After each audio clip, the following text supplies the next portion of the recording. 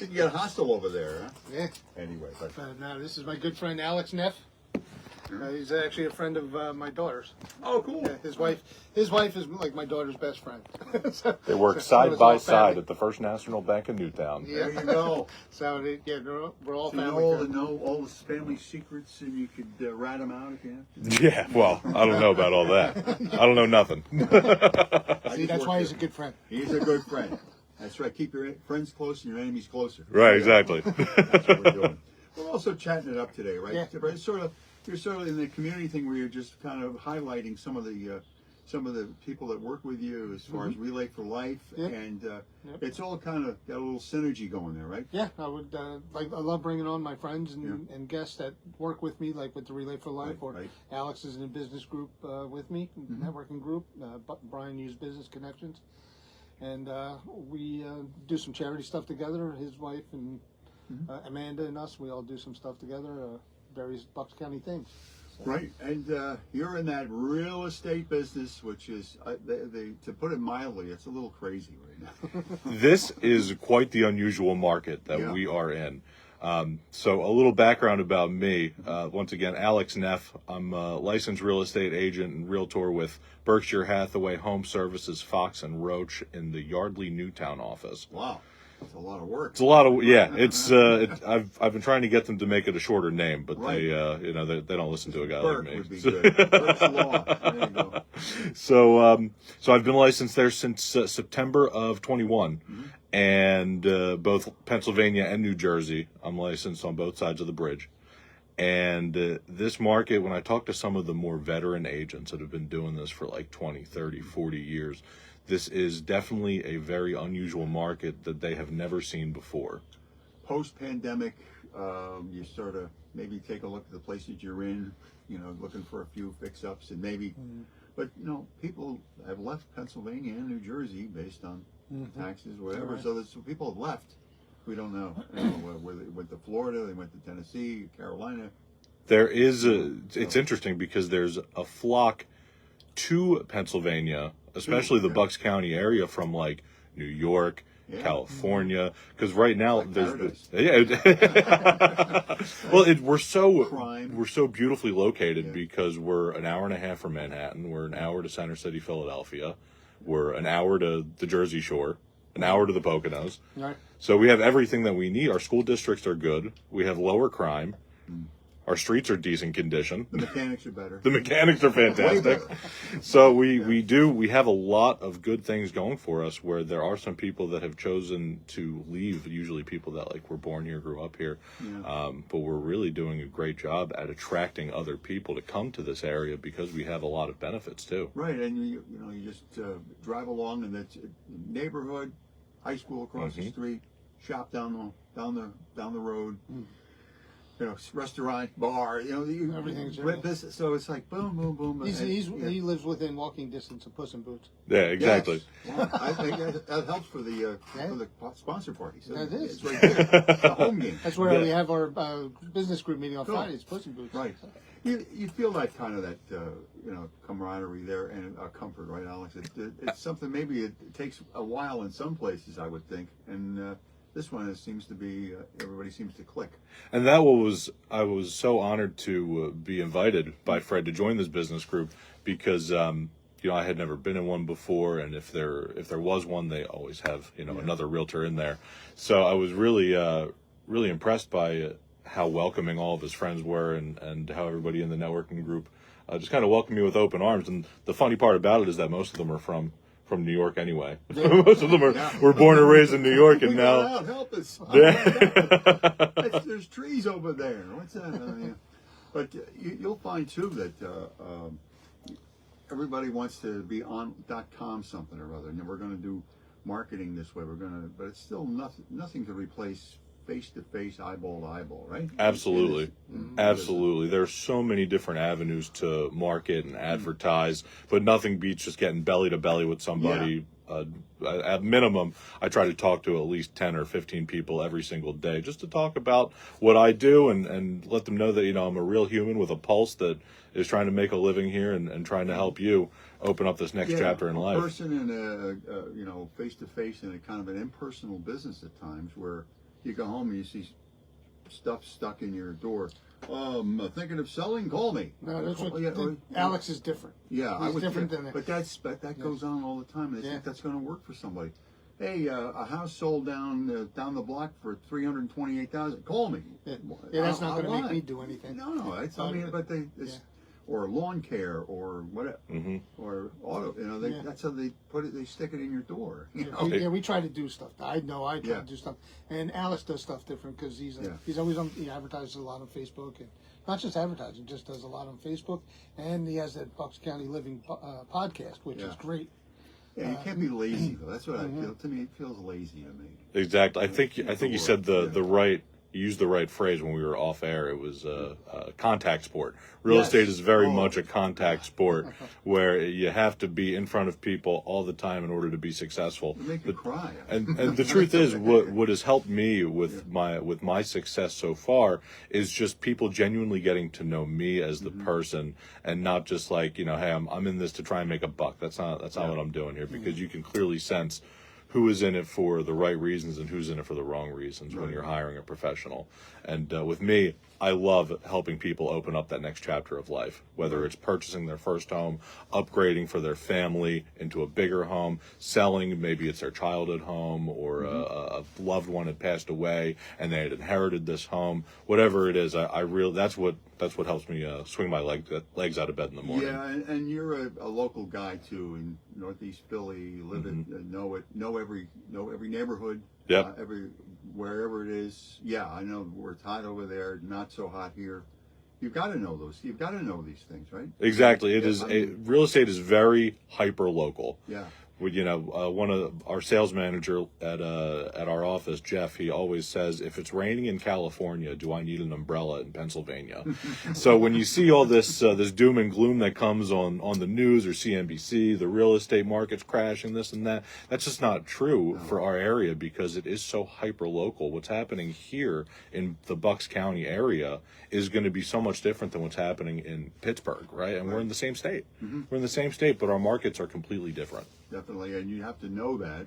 You can't be apples and oranges kind of thing, right? I mean, Exactly. Yeah, and I think Fred could probably say, people looking for some answers. I mean, you want answers? You can't handle the truth. But yeah, somebody has a question, but not like half truths or what is it? What is really going on out there? What's it? Give me this scoop here. Absolutely. Right? So what I see in my experience and what my prediction, right? Nobody has a crystal ball, so nobody can really tell what the future is going to hold. But what I see is that the supply is just not meeting the demand. The millennials are now the largest home buying group, and we're the largest generation in history. And everybody's trying to buy a house. And when in 2008 the market tanked, they stopped building. There was no more new construction.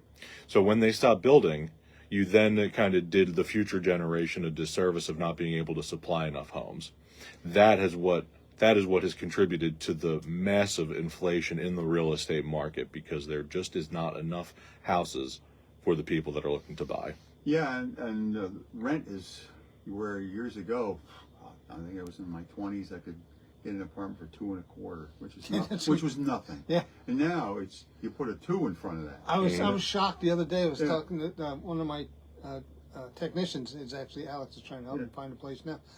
He was going to rent an apartment, and it was $2,300 a month. And I'm like, whoa! Yeah. I know I'm 32 years in my house, but before that, I paid $206 for a 2-bedroom apartment. Right, Well, downtown Trenton. Yeah, $50 for cable, and that was nothing. I mean, we're living on the cheap, and now it's dead money when you're renting. And my son lives in Brooklyn. And it's for $1,800. It's not much bigger than the studio here. I mean. But people love the city too, right? So that's fine. But, and people rent for different reasons. Some people like the transientness of it, where they can just pick up and go after a year and move to wherever they'd like. And I understand that it's also very situational. Right. But there is nothing in my mind, nothing better than having that sense of home ownership, having that kind of, this is my land, I can stake my claim here, and that kind of helps me at least makes me feel like I should get involved a little bit more in the community. There's been tons of case studies about people who rent versus buy and how involved they are in their community and how much outreach they do and what they do, like for the school board or any kind of charity work in the community, things like that. There's really nothing that kind of beats that sense of home And ownership. for us seniors, it's a great time to downsize, but you get a lot of money when you sell, but when you buy, it's gone. That's what I said. I'm in Yeah. a position now where my house is paid off and stuff, and I Yeah. could sell it and do well. But when all the money I get is going to go to the It's next going to house. go to the next one. Right. So it's like, I love my house. I love Falls Township. I love this area. So I'm not going anywhere. Yeah, I mean, it's economically wise too. It gives you like this. Some people would just say, "I don't care," but those are few and far between, right?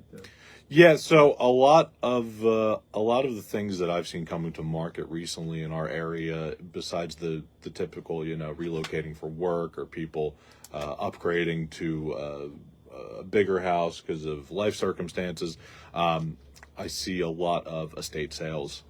People that pass away, unfortunately. I see a lot of divorce homes, people that have gotten a divorce and need to settle the liquidate the assets, which is another unfortunate case. So these are a lot of the inventory that we're seeing, because in addition to the supply shortage, there's also the people that have refinanced or bought a home over the last 2 or 3 years and got these artificially low interest rates, the 2 and 3 and 4%.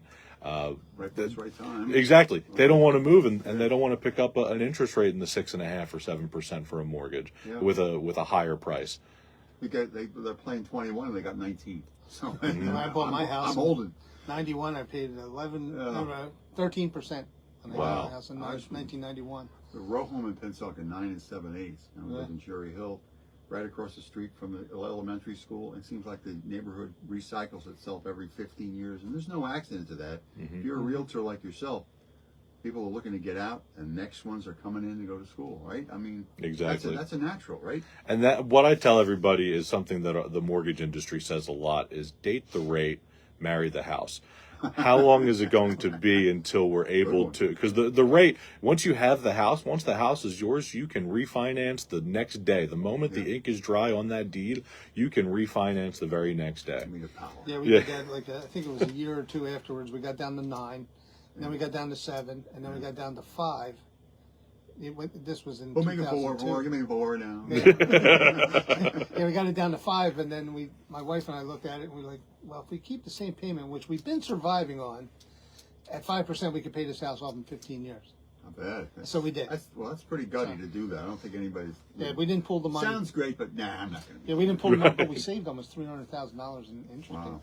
over the 15 years. That helps for the See, portfolio down the road. And that's incredible. And you had the house. The house is yours already. Yeah. So people can do that. The problem right now is just get the house. The Right. problem is just getting the house Get in the now. house. Yeah. Well, you have to be pretty disciplined to do stuff like that, though. I mean, Fred's the kind of guy, he puts his 2 cents in and says, give me your receipt. That's a I little better much. get 4 back.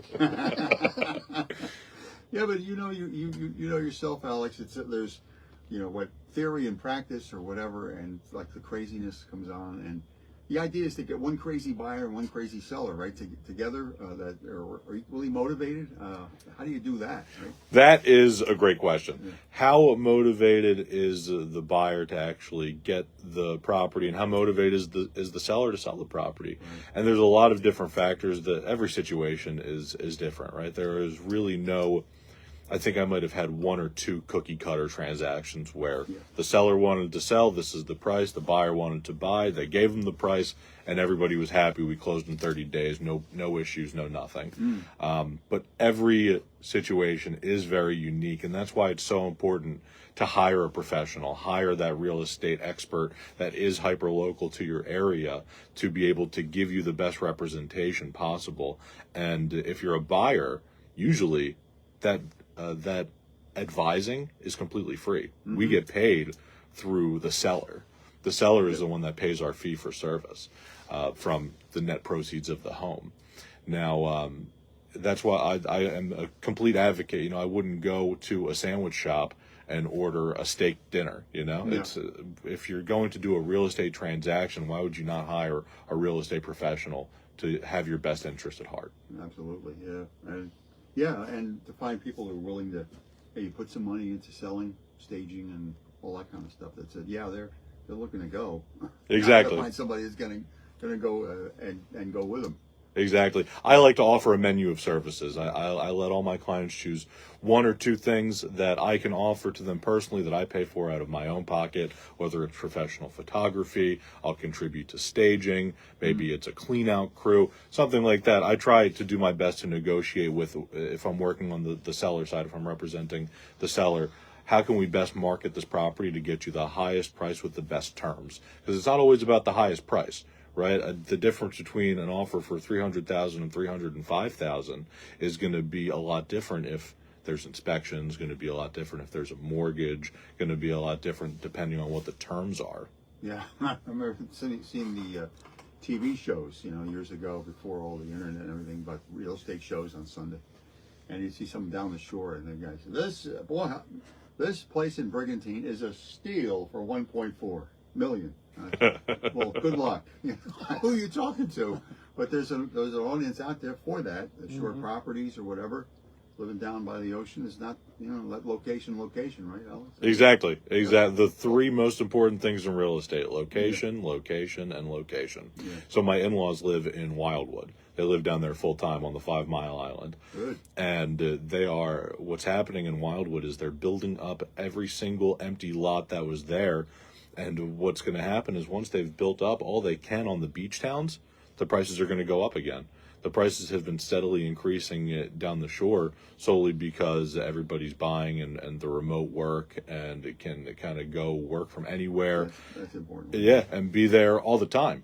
But what's going to happen next is that once, luckily that coastline is very finite, right? Like they're not making any more of it. Yeah. And once that's all built up, the prices are going to continue to increase. And the second home market is very much is dictated by the economy and the power of the U.S. dollar. You're Al Albert now on the way to Cape May. Cape May's a big market. Yeah, it is. And, but that's, once again, it's very, very hyper local. And I do, my marketing shtick is from Bucks County to the beach, so I'm licensed on both sides of the bridge, and I can work in both places because I know both areas very well. But if you wanted to hire me for somewhere like Brigantine, right? I don't know the Brigantine market very well, but I can do Wildwood very well. I can do the Mercer County area very well, Bucks County area very well, because Mercer County and Bucks County, there's no brokerage that sells more real estate in those two counties than Berkshire Hathaway Home Services, Fox and Roach. And Ocean City is always going to be great because the high school is right there on the beach. Yeah. On the other side, I don't go to school during a hurricane, obviously, but it's a comfortable. It looks easy to live there. You go on when you're on vacation, you feel like you live someplace. That's part of the Chamber of Commerce thing, right? So, how's the commercial in Bucks County here? Commercial real estate. So it's interesting. The commercial industry right now, what I see in the commercial space is that a lot of these e-commerce website, like drop shipping kind of companies, are purchasing up a lot of the warehousing spaces, or they're selling these plots of land. I also see a lot of the older rundown buildings getting sold for storage units. Because you figure if there's a shortage of housing, that means that there's a lot of people renting in apartments, and a lot of them just don't have a ton of storage. Yeah, I've been noticing a bunch of storage places going up around here. Yeah, so the Marshville Road and Marshville. Yeah, they made that. well purposed. Yeah, That's kind of a lot of the. repurposing. Alex is looking for a second place for me now, so but I'm being a pain in the butt. I'm very picky. Which is good. It's good to be picky because I want to stay in Falls Township or right there. So yeah, your shop is your baby. You want to make sure that the baby goes to the right place. I'm not moving. I'm just adding a second place. In the old days, you'd live above your business, right? About that. Yeah, I've been there. Yeah. We used to be able to look when my dad had the gas station in Ewing. We used to live across the street. You could look out my sister's bedroom window and see the gas station. So my dad used to look out, make sure everybody was at work and stuff. It was done that way, though. My wife's grandfather was a butcher and had done the floor and then went to work. right? It's right down the stairs. Never had to commute at all. You know, Yeah, but, I'm almost that close, not quite. yeah. Yeah, they do go hand in hand. Can commercial purchase help you with a residential thing? Can they be interchangeable? You're looking for credit and things like that to work with? I mean, that's what you're looking at, right? That's a great question. So they are two very different markets. So I started off doing strictly residential. I was licensed in Jersey first, and so I was licensed in Jersey first, and I went into commercial. My grandfather was a VP of real estate for Restaurant Associates, and he did it for like 40 years. He was with them. Howard Johnson? No. So every Charlie Brown's that you saw, Oh, God. him and his business partner were the ones That's a big one. yeah. So they found every location for Charlie Brown's. They brokered every deal for that. So commercial real estate's in my blood. Smart. And that was where I kind of got my start, was just doing restaurant and hotel real estate for about 9-ish months. But during COVID, it was really difficult. A lot of sellers that wanted to sell restaurants, boy. not a ton of buyers. You see, this famous chain is selling. This chain is out. This chain is moving. This chain is giving it up. I mean, empty buildings. That gives you that's just bad karma. It is. Yeah. It is. Yeah, It doesn't feel good. You know, when you want to see a flourishing economy, you see businesses that are up and running, that are always have lines out the door, and people happy and excited as they're leaving the business. Right. So, COVID was a little bit of a weird time for the restaurant industry. Terrible. And terrible is a nice way to say it. And that, honestly, that gives me, I feel that gives me a leg up on some of the residential realtors that dip their toe into the commercial space, because there aren't a lot that have both sides of experience. And not many would. I mean, we're talking on one side the biggest investment you make in your life versus maybe something that it may appeal to you, but it may not be on the say top list or top priority. Exactly. So something that I also do besides the residential, I'm really good at commercial lease negotiations. So, which is kind of why Fred hired me to find the next location. It's a very potentially explosive market, isn't it, Alex? So the commercial, it could be. Oh yeah. It could be, but how do you get somebody to navigate for you? So there are thousands of ways to make a living in real estate, and it's all about finding what works best for you, and what do you feel passionate about doing, what do you feel comfortable doing. And I truly, like I said, I truly love just helping people open up that next chapter. So, because some people are really good at building up new construction and leasing it out for a builder, or leasing it out for a private company, not exactly a real estate brokerage. But then other people are really good at finding land deals, right? So there's so many, real estate is so abstract. It's called abstract for a reason, because there's so many different ways to be successful in real estate, and it's really just about finding what works best for you and your own personal business There's model. kind of a marriage there between commercial and residential. You find out where where there's a lot of people living and a lot of businesses working. Work together. So Exactly. you don't want to. You live in an area, but there's three empty buildings, and that usually ends up being blight or whatever the heck it is, right? That run down. Yeah, property values go with it, right? And the restaurant industry was really interesting doing that kind of real estate, because you start to think about what kind of food concept would do really well in this area given the market demographics. And it was more thinking than actually contact, right? Because not a ton of restaurant business owners, the market is still there. But it was a lot more of like, what would like a Thai fusion do well here? Would a Mexican place do well here? A Tex-Mex would, what kind of restaurant concept would do well in this area? And that was something that I really valued, the kind of training that I was at my previous brokerage with. Empty building or two, and you got a business there. It looks like it's just bad karma, just a bad feel. And I think the values would go down too, right? If you got a couple empties there, I mean. Yes and no. There's definitely some. You definitely want some curb appeal when you're in an area that is surrounded by other buildings. Yeah. So. Yeah, that's what my place was empty for 9 years before I got back into it, and the neighbors were like, "I'm so glad somebody's in here, and I'm so glad it's you," because I was there before, and the building was falling over. It looked like hell. Yeah. So, but now the whole area is like regenerating. Yeah. Not just because of me. It used to be where I grew up, Harumph. There'll be no McDonald's in downtown where we were because it's a hangout for these young punks, kind of stuff. You were there. But it went elsewhere. They always seem to vote everything down, and then pretty soon, when we might need some business here where everybody else is getting it, well, okay, and then pretty soon, I go there now, and every chain I can find is in the town that I grew up in. Yeah, I know Wawa was having some issues with. But geez, they were killing everybody with a pump. Newtown is really backlashing with Wawa, and I think Pendel was arguing with Wawa for a little while. So they just opened up right next door to Pendel. Evidently, Falls and Morrisville are not arguing at all. Yeah. Oh yeah, we got the new one. Right? Yeah, got another one on Route 1 Lincoln Highway. Yeah. Yeah, right by. So we have plenty of Wawas. We do. So do we. Cherry Hill, and then Cherry Hill. they voted one out. I said, "We're already on Route 70. How much more traffic can you take?" And then that went down. So sometimes you get the townspeople. Hey, we woke up here. Yeah. But you have to take the pulse of every town too. There's some that would be more.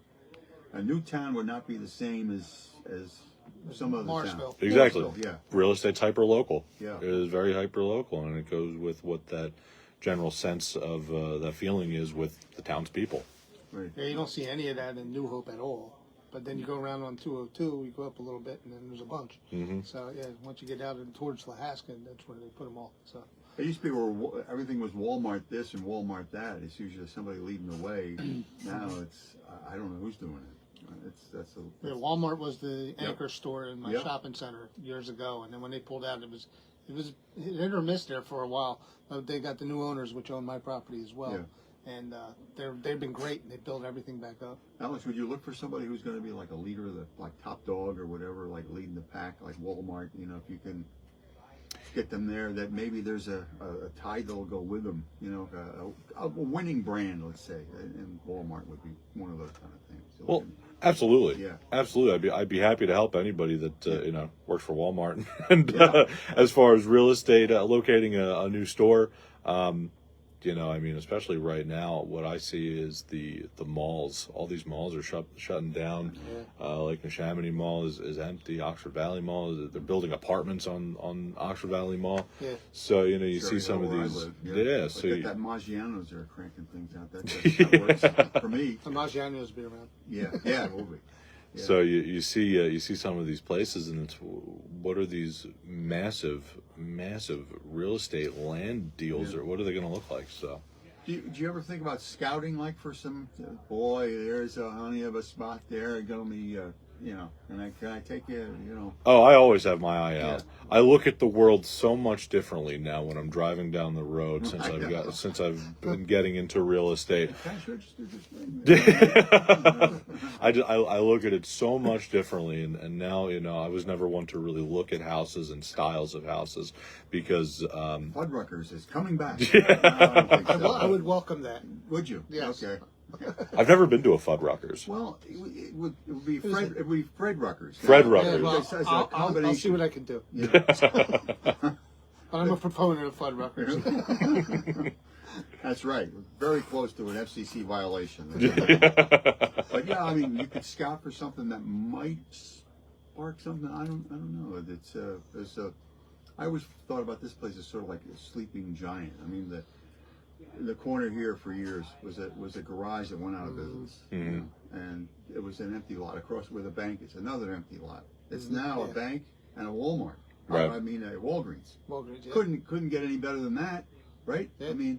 But years ago, I tried to get that where the Walgreens is. Yeah. Before I got where I'm at. Shop, I was trying to get into there. Exxon would not let me do auto repair out there. They just wanted convenience store pumps. So I was like, no, I'm not a convenience store. That would have been that'd been even closer than you are now to the station. You've been, almost, my God, but that would have Levittown Parkway. You're right there. Yeah, Levittown and New Falls. Yeah. Beautiful, right in the residential area, just kind of like you are now. No, but they wouldn't let me do auto repair, and it was a nice facility for auto repair. It was everything. I would have kept the C-store if I Yeah. could do the. That's interesting. If I could do the auto repair too, I would just have to put somebody in the C-store. But you know, they wouldn't let me do auto repair. So I'm like, And I think that's one of the hardest issues sometimes is not only one getting in touch with some of these property owners for the commercial deals, but once you do get a hold of them, do they have something set in their mind and in their heart that like, no, I'm only selling it to this type of business, or the deed is restricted to have this kind of business operated out of here, or even do you have to get it rezoned, you know, so the property owner might not want to go through the hassle of that. So yeah, we commercial, just kind of went through that with one that I was looking at just a few weeks ago, and it was the gas station. The gas company wants to hold on to it and put their own people in, but it was a great spot. Even every once in a while, you get something that spurs something. I'll take right down New Falls Road. The Wawa was in the corner on the edge, you know, a million accidents of people backing out, and then they put the super Wawa with the pumps. Oh, it's awful. They got the high school there. That's never going to work. They widened the roads, put sidewalks in. It's never looked any better. And it really, from one thing, it just went to 2 to 3 to 4. I think it's been a winner. I mean, the lanes are wider. It's easy to get in and out. Somebody got that corner store and got a business going, got Absolutely. a pharmacy out of it. So how can you lose, right? Exactly, and that's why it's really difficult to stop progress.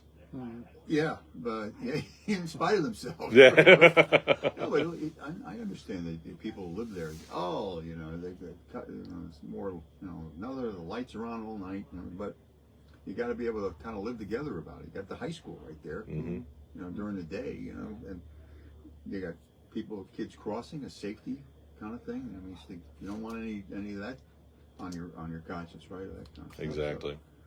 So, anyway, so hey, we got about a minute or so, and Fred, you want to wrap up, or how you want? You got another question to go? No more questions. Just Okay. Alex, talk about how people can get a hold of you. And Absolutely. all the So different ways. you can follow me on all of my socials at Your Real Estate Resource, and then you can also tune into the Bucks County Living podcast. I'm on all podcasting platforms: Apple Podcasts, Spotify, Amazon Music, and Google Podcasts. And then feel free to give me a call anytime, 215-850-8686. All right, and his favorite show is House. Can you believe that? Thank you, Jim. Thank you, right. Fred, for having me out today. No problem. That's right. We'll talk about cars next week, maybe. That's right. So the cars will be getting out Lining there. up, getting houses. You got it. That's right. Under the Hood with America's Mechanic, Fred Fletcher and Company, here on WBCB. Thanks for listening. That was quick. Yeah, fantastic. Good job, Alex. Thank you so much. That was great. Yeah. Thank you, everyone, for watching. I hope we got